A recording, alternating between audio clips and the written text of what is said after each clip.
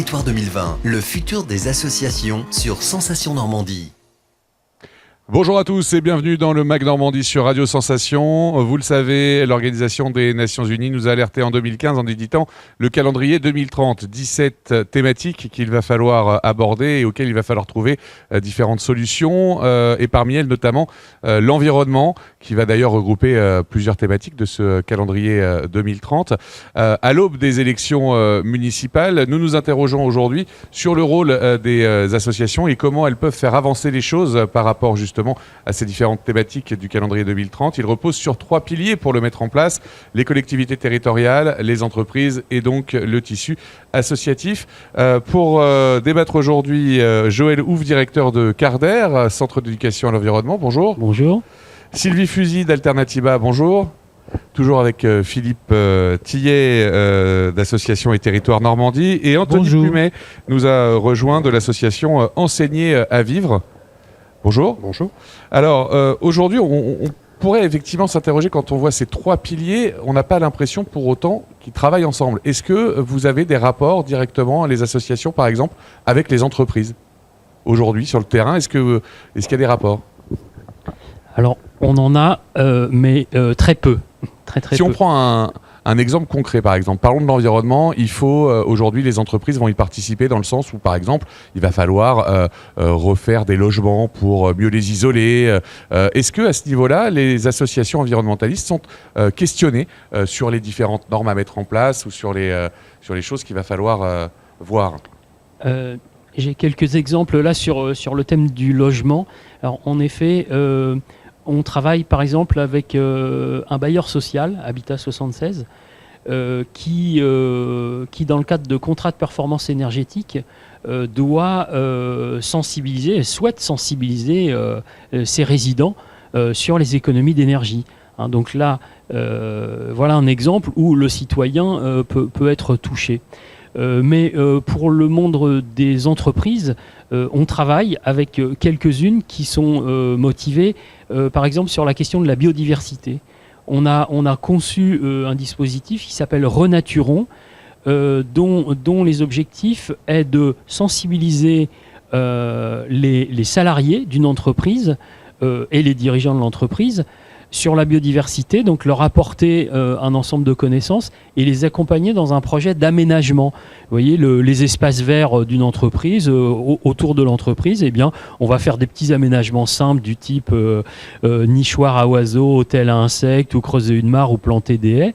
Et le fait d'agir ensemble sous la forme de chantier participatif avec des salariés, on va avoir une vraie appropriation de l'enjeu biodiversité et les salariés pourront ensuite reproduire ça chez eux dans leur jardin.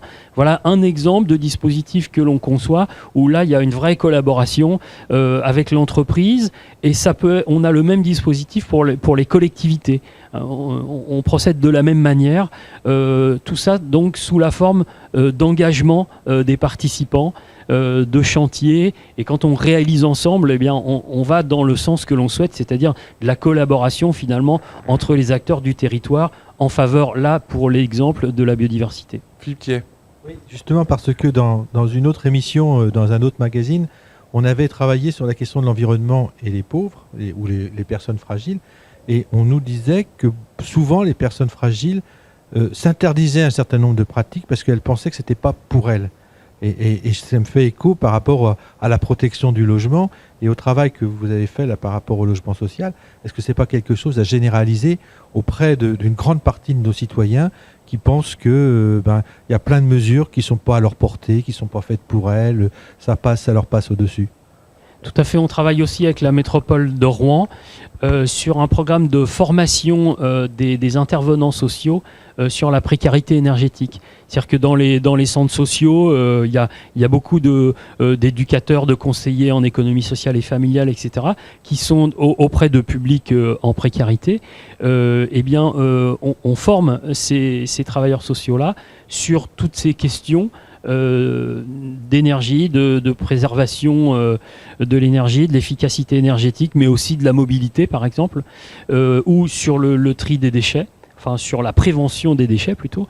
Et donc, ça nous permet d'avoir des personnes relais comme ça qui travaillent auprès des publics précaires. Alors on parlait de rééduquer la population et les citoyens, mais est-ce qu'il ne serait pas important surtout aujourd'hui de rééduquer l'entreprise elle-même pour peut-être favoriser l'intégration des associations au sein même de l'entreprise, que ce soit par de la formation, des conférences pour rééduquer les salariés des différentes entreprises? Je ne sais pas si ça répond tout à fait à la question, mais je pensais à tout ce qui est l'économie sociale et solidaire.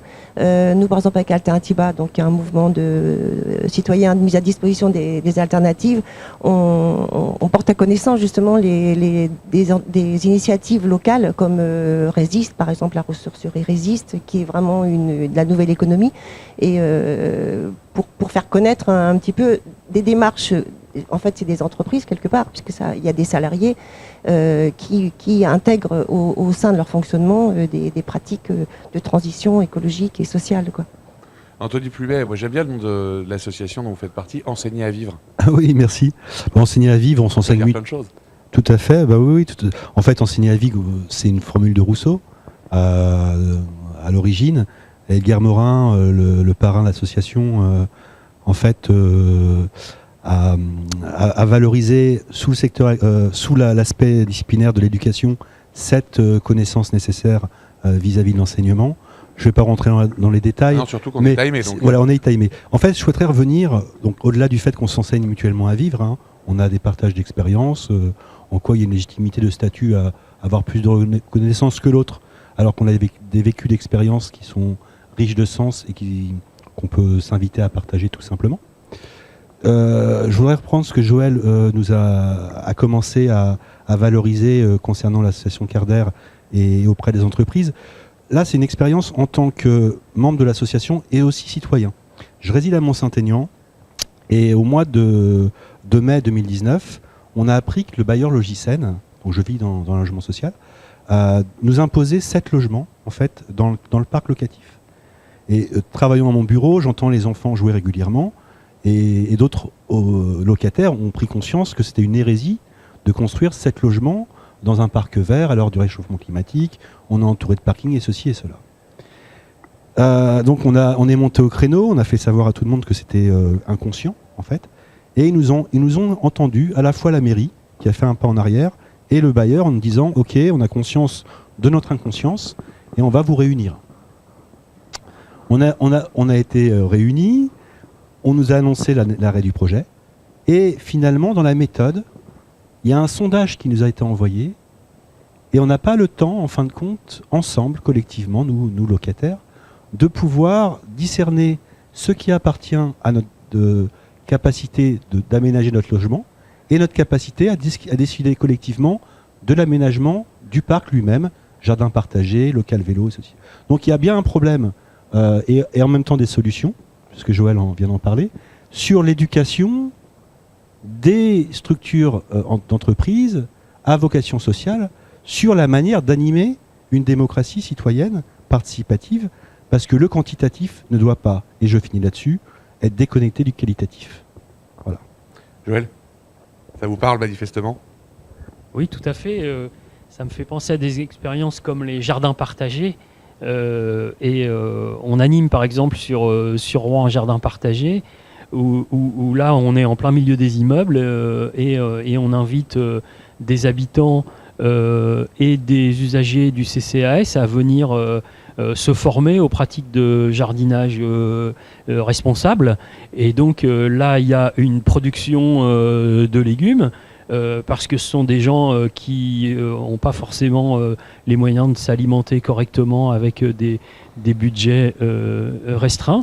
Et donc là, il y a un vrai travail de construction sociale finalement au pied des immeubles qui va tout à fait dans le sens de ce qu'on imagine du développement durable. C'est-à-dire que c'est parfaitement équilibré entre le social, l'économique et l'environnemental. Il faudra peut-être arriver à transposer ça aussi au sein même de toutes les entreprises, pas simplement celles qui œuvrent sur un caractère social. Alors ça se fait. Il y a quelques structures qui font de l'accompagnement au jardinage participatif en entreprise. Eh ben, c'est une bonne chose, il va falloir continuer. Merci en tout cas d'avoir réagi sur cette thématique. Merci à vous de nous avoir suivis, c'est la fin de ce mag. Vous pouvez le retrouver sur notre site internet www.radiosensation.fr.